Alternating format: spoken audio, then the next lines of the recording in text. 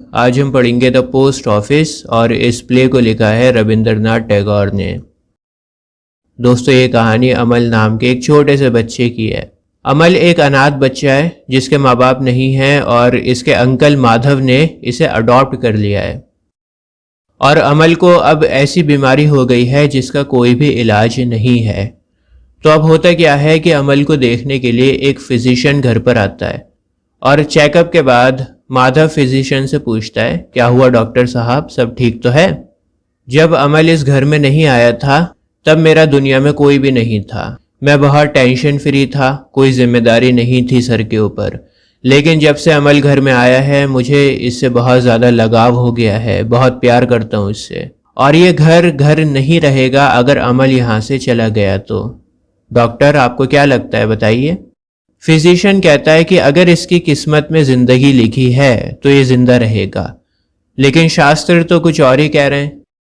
माधव कहता है, हे भगवान, क्या हुआ बताइए। बात को घुमा फिरा कर मत बताइए, सीधे सीधे मुद्दे पर आइए। आपका यूं बातों को घुमाना मुझे बेचैन कर रहा है। बताइए, मैं क्या कर सकता हूँ। फिजिशियन तंबाकू खाते हुए कहता है, बच्चे को बहुत ज़्यादा केयर की ज़रूरत है। माधव कहता है, हाँ वो तो ठीक है, पर कैसे करें केयर, ये भी तो बताइए। फिजिशियन कहता है कि अमल को घर से बाहर मत निकालना, घर की 4 दीवारों में इसको कैद रखो। माधव कहता है, बेचारा बच्चा, पूरे दिन बच्चे को घर में कैद रखना बड़ा मुश्किल काम है। फिजिशियन कहता है कि यही करना होगा। पतझड़ का ये सूरज और नम हवा बच्चे के लिए जहर है, जहर। इसको हवा और सूरज से बचा कर रखो, घर में रखो। माधव कहता है, महाराज, छोटा सा बच्चा है, अकेला इतनी बड़ी बीमारी से लड़ रहा है और आपकी दवाइयाँ खाते वक्त उसकी तकलीफ देखकर मेरा भी मन घबराने लगता है। फिजिशियन कहता है कि जितनी तकलीफ होगी उतना ही अच्छा रिजल्ट मिलेगा। इसके बाद वो फिजिशियन वहाँ से चला जाता है। मैं आपको बता दूँ, ये फिजिशियन आयुर्वेदिक डॉक्टर है और अपने हिसाब से ट्रीटमेंट कर रहा है, इसको कोई ज़्यादा ज्ञान नहीं है। दोस्तों, अब एंट्री होती है एक नए करेक्टर की जिसका नाम है गैफर।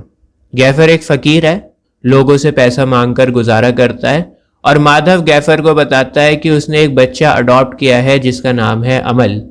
माधव बताता है कि मैं अपनी मेहनत की कमाई किसी बच्चे पर खर्च नहीं करना चाहता था, लेकिन जब से अमल इस घर में आया है तब से मेरा नज़रिया बदल गया।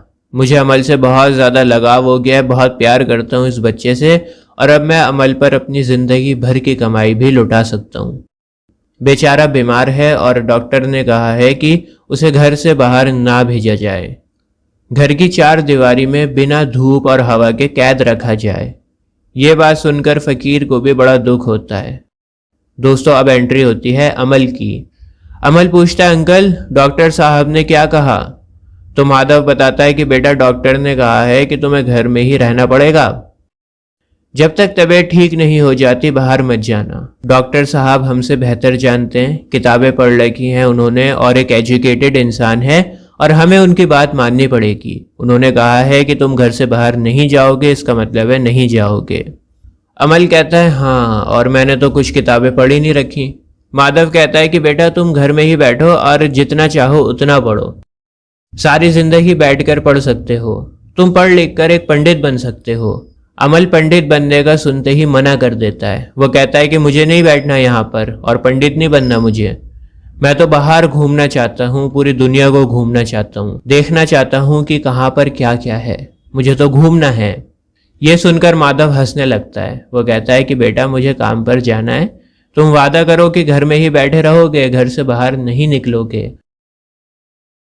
दोस्तों, अब अमल खिड़की के पास में उदास मुरझाए हुए चेहरे के साथ में बैठ जाता है। उसका बाहर जाने का बहुत मन है, तो वो खिड़की के पास बैठकर बाहर देख रहा होता है और अपने दिल को बहला रहा होता है। तभी वहां पर एक कर्ड सेलर आता है, दही बेचने वाला आता है। अमल दही बेचने वाले को इशारे से बुलाता है और दही वाले से कहता है कि मेरे पास पैसे नहीं है। दरअसल अमल को दही नहीं खरीदनी, अमल को तो उसका गाना बड़ा पसंद आ रहा है।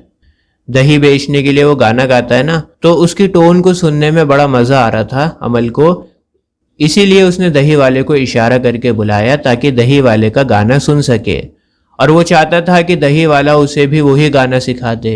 वो गाने को इसलिए सीखना चाहता था ताकि वो भी बड़ा होकर एक दिन दही बेच सके। लेकिन दही बेचने वाला भी अमल से कहता है कि बेटा तुम्हें दही वाले के बजाय पंडित बनना चाहिए। ये सुनकर अमल चिढ़ गया और उसने कहा कि मैं पंडित कभी नहीं बनूंगा। अमल बताता है कि मुझे तुम्हारा दही बेचने वाला गाना कितना अच्छा लगता है। अपनी तारीफ सुनकर दही वाले को अच्छा लगा और उसने अमल को मुफ्त में थोड़ी सी दही दे दी खाने को। इसके बाद दही वाला वहां से जाने लगा और अमल ने उस दही वाले की टोन में उसका गाना गुनगुनाया।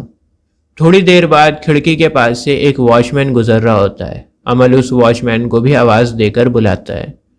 वॉचमैन अमल से कहता है कि बेटा तुम्हें चिल्लाना नहीं चाहिए मुझे देखकर, क्योंकि मैं तुम्हें गिरफ्तार करके ले जा सकता हूँ। तुम्हें डरना चाहिए मुझसे। अमल ये बात सुनकर डरता नहीं है बल्कि और भी ज़्यादा एक्साइटेड हो जाता है। अमल वॉचमैन से पूछता है कि तुम मुझे कहाँ लेकर जाओगे गिरफ्तार करके? क्या वो जगह यहाँ से बहुत दूर है? वॉचमैन कहता है हाँ बहुत दूर है। ऐसा समझो कि मैं तुम्हें राजा के पास में ले जाऊंगा। राजा का मतलब यहाँ पर है जो गांव का लोकल रूलर होता है, ठीक है, पंचायत वगैरह का जो हेड होता है उसको यहाँ पर राजा कहा गया है। तो अमल एक्साइटेड होकर कहता है कि राजा के पास? सच में?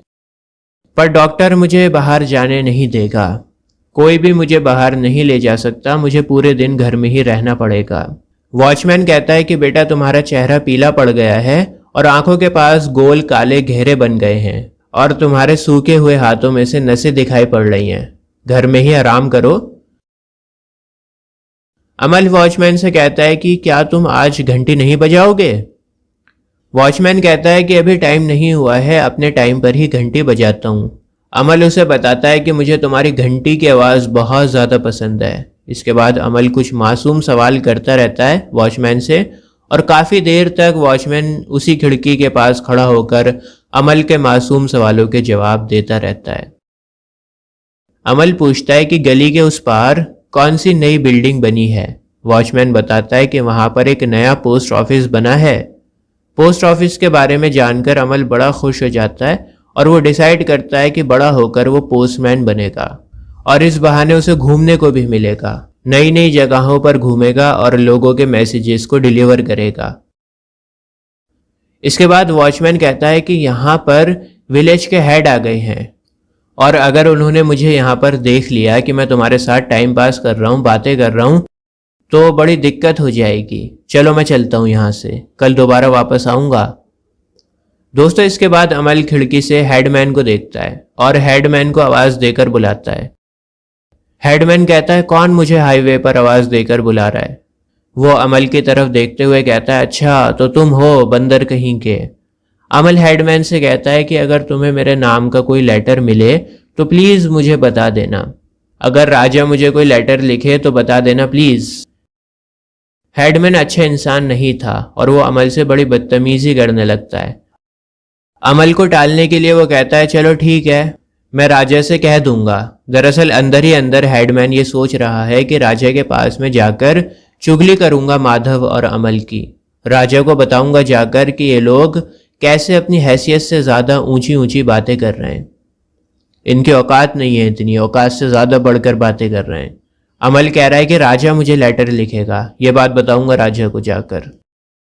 इसके बाद हेडमैन चला जाता है वहां से और अमल को एक लड़की दिखाई देती है। अमल उस लड़की को भी बुला लेता है। लड़की अपना नाम शुदा बताती है और वो कहती है कि मैं अपने फादर के लिए फूल लेने जा रही थी। मेरे फादर फूलों की माला बेचते हैं और मैं इस काम में उनकी मदद करती हूँ। अमल सोचता है कि काश मैं भी इस लड़की के साथ में फूल लेने जा सकता, लेकिन दूसरी तरफ शुदा कहती है कि मुझे तो घर में ही बैठना बहुत ज़्यादा पसंद है। अगर मैं तुम्हारी जगह होती और पूरे दिन मुझे घर में आराम से बैठना पड़ता तो मुझे बड़ा अच्छा लगता। चलो मैं चलती हूँ, अगर मुझे देर हो गई तो सभी बढ़िया फूल ख़त्म हो जाएंगे। अमल कहता है ठीक है जाओ, लेकिन वादा करो कि तुम दोबारा यहाँ आओगी और मेरे लिए एक फूल भी लेकर आओगी। शुदा अमल से वादा करती है और वहाँ से चली जाती है। दोस्तों अब आते हैं गांव के कुछ लड़के। अमल पूछता है कहाँ जा रहे हो और कौन सा गेम खेलने का इरादा है। बच्चे अमल को भी इनवाइट करते हैं खेलने के लिए, लेकिन अमल उनसे कहता है कि मुझे बाहर निकलने के लिए मना कर रखा है क्योंकि मैं बीमार हूँ। मैं तुम्हें अपने सारे खिलौने दे सकता हूँ, लेकिन मेरी एक शर्त है, तुम्हें मेरी खिड़की के बाहर ही खेलना होगा। हर सुबह मेरी खिड़की के बाहर आकर खेलना होगा, इस शर्त पर मैं तुम्हें अपने सारे खिलौने दे सकता हूँ। और हाँ, अगर तुम्हें कोई पोस्टमैन दिखे तो मेरे पास भेज देना। बच्चे राजी हो जाते हैं और फिर वहाँ से चले जाते हैं। हालांकि दिन की अभी शुरुआत ही हुई थी, लेकिन अमल बहुत थक गया था। उसके बुखार ने उसे अंदर से तोड़ कर रख दिया था। दोस्तों, अब माधव आ जाता है काम पर से वापस और वो अमल को देखकर कहता है कि तुम कितने कमज़ोर हो गए हो। पूरे दिन खिड़की के पास में बैठे रहे तुम और इतने सारे दोस्त बना लिए। ये तुमने ठीक नहीं किया बेटा, डॉक्टर तुम्हें खिड़की के पास बैठने से भी मना करेगा। लेकिन अमल खिड़की के पास में बैठना चाहता था क्योंकि बाहर फकीर आने वाला था। तो माधव क्या करता है, फकीर को अंदर बुला लेता है और फिर फकीर अमल को कहानियां सुनाने लगता है। दोस्तों, अब माधव को यह पता लगता है कि हेडमैन ने राजा से शिकायत कर दी है। हेडमैन ने राजा से यह कह दिया है कि उनके घर के पास बना पोस्ट ऑफिस राजा का है और राजा ने पोस्ट ऑफिस इसलिए बनवाया है ताकि वो अमल को लेटर भेज सके। अमल बेचारा बड़ी बेसब्री से राजा के खत का इंतजार कर रहा था, लेकिन अब उसे चिंता होने लगी। लेकिन फकीर कहता है कि चिंता मत करो यार, राजा एक बहुत बड़ा आदमी है, छोटे से बच्चे की बात का बुरा नहीं मानेगा। दोस्तों, इस दौरान अमल बेहोश होने लगता है। उसकी आंखें बंद हो रही हैं और बड़ी मुश्किल से वो कुछ देख पा रहा था। इसके बाद डॉक्टर आता है अमल को चेक करने के लिए और मैंने आपको बताया है कि इस डॉक्टर को ज़्यादा कुछ पता नहीं है, ये सिर्फ नाम का डॉक्टर है। अमल कहता है कि मेरा सारा दर्द गायब हो रहा है। डॉक्टर अमल की हालत देखकर कहता है कि यह अच्छा साइन नहीं है। लगता है इस लड़के को खिड़की की वजह से बहुत सारी धूप और हवा लग गई है। माधव डॉक्टर से कहता है, हालांकि ये मेरा बच्चा नहीं है, लेकिन मैं इसे अपने बच्चे जितना ही प्यार करता हूँ। क्या ये बच्चा मुझसे छिन जाएगा? इससे पहले कि डॉक्टर कुछ जवाब देता, उसने हेडमैन को देख लिया। हेडमैन से सभी लोग बड़ा डरते थे, तो डॉक्टर भी हेडमैन को देखकर बड़ा डर जाता है और अमल को उसकी कंडीशन में छोड़कर वहां से भाग जाता है। जाने से पहले बस इतना कहता है कि मैं कुछ दवाइयाँ भिजवा दूंगा। दोस्तों, अब हेडमैन की एंट्री होती है और वो अमल को बुलाता है, लेकिन फकीर कहता है कि बच्चा अभी सो रहा है, इस तरह से आवाज मत लगाओ। लेकिन अमल हिम्मत करके बोलता है कि मैं सोया नहीं हूँ, जागा हुआ हूँ। अपने आसपास सब कुछ सुन सकता हूँ और अपने मरे हुए पेरेंट्स को भी सुन सकता हूँ। हेडमैन माधव और उसकी फैमिली को घमंडी बोलता है और अमल के हाथ में एक कोरा कागज थमा देता है और कहता है कि यह खत राजा ने तुम्हें लिखा है। अमल कहता है कि मुझे तो कुछ लिखा हुआ दिखाई नहीं दे रहा, शायद मेरी तबीयत खराब हो गई है, इसीलिए सही से नहीं देख पा रहा हूँ। फकीर अमल के हाथों में से कोरा कागज लेता है और उसे पढ़ने की कोशिश करता है। फकीर कहता है कि राजा ने लिखा है कि वो तुमसे बहुत जल्द मिलने के लिए आएगा और अपने साथ बहुत बड़े डॉक्टर को भी लाएगा। अमल कहता है कि मैं राजा की आहट को सुन सकता हूँ। हेडमैन ये सब देखकर जोर जोर से हंसने लगता है, लेकिन तभी दरवाजे पर कोई खटखटाता है और दरवाजे पर राजा का काफिला होता है। राजा के लोग बताते हैं कि राजा यहाँ पर आधी रात को आएंगे और इस दौरान राजा ने अपने डॉक्टर को भी भिजवाया है। दोस्तों, ये रियल डॉक्टर है, पढ़ा लिखा है, एजुकेटेड है और डॉक्टर कमरे में घुसते ही कहता है कि बहुत सफिकेशन है यहाँ पर, खिड़की दरवाजे को खोलो, हवा आने दो, इस बच्चे को ताज़ी हवा की ज़रूरत है। पहले वाला जो अनएजुकेटेड डॉक्टर था उसने क्या कहा था कि खिड़की भी बंद रखो, अमल को ज़रा भी हवा नहीं लगनी चाहिए, घर में रखो, धूप नहीं लगनी चाहिए। लेकिन अब जो डॉक्टर आया है वेल एजुकेटेड, वो आते ही कहता है कि दरवाजे खिड़की खोलो ताकि ताज़ी हवा आ सके, इस बच्चे को हवा चाहिए। अमल डॉक्टर से कहता है कि मैं अच्छा महसूस कर रहा हूँ, मेरी तकलीफ चली गई है, अब सब कुछ बहुत अच्छा है, मैं अंधेरों में चमकते हुए सितारों को भी देख सकता हूँ।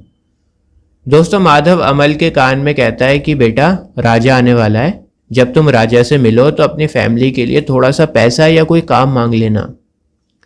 तो यहाँ पर हमें पता लगता है कि माधव कितना लालची है। उसका ध्यान राजा के पास में चला गया है। वो ये सोच रहा है कि राजा जब उसके पास में आएगा, उसके घर में आएगा, तो इस सिचुएशन का वो कैसे फायदा उठा सके, या तो कुछ पैसा मांगे राजा से या फिर कोई काम मांगे। अमल कहता है कि मैं राजा से कहूंगा कि मुझे पोस्टमैन बना दे। अमल की ये बात सुनकर माधव को गुस्सा आ जाता है। राजा का काफिला माधव से कहता है कि राजा के खाने का बंदोबस्त करो, लेकिन फिर डॉक्टर कहता है कि अब इसकी कोई ज़रूरत नहीं है, सब लोग शांत हो जाओ, अमल को नींद आ रही है। इसी दौरान शुदा आ जाती है वहां पर। शुदा ने अमल से वादा किया था कि वो ज़रूर आएगी, तो वो आकर अमल के बारे में पूछने लगती है, लेकिन डॉक्टर कहता है कि अमल सो चुका है। डॉक्टर के कहने का ये मतलब था कि अमल अब मर चुका है। शुदा अमल के लिए कुछ फूल लेकर आई थी, तो वो अमल के हाथों में उन फूलों को रख देती है और इसी के साथ ये कहानी ख़त्म हो जाती है।